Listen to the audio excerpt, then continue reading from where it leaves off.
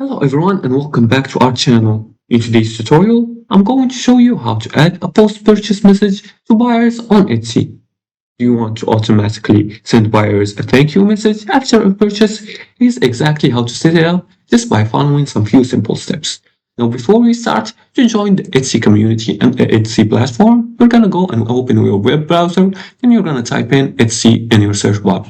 After that, you're going to access the Etsy website. After clicking, you can alternatively go and click on the Etsy application once you download it from the Play Store and App Store, depending on which device you're using.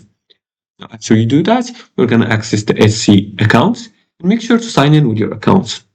Once you sign in with your account, you're going to click on the accounts bar, and then from this drop-down menu, you're going to click on an option that says Become a Seller. Once you click on that option, you're going to see the Shop Manager option. You're going to finish setting up your accounts. Then you're going to be able to sell on Etsy. Now, to add a post-purchase message to buyers, you're going to log in and click on the Shop Manager. Then you're going to click on Settings, then select Infos and Appearances.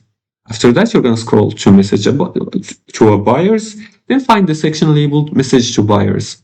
Then you're going to write post-purchase message and add your message. You can include thank you note, processing time, and care instructions, and contact informations. And after that, you're just going to save to activate it. This message appears on the buyer's receipt email after a purchase. So keep it short, friendly, and helpful. A good message can reduce help requests and increase repeat customers.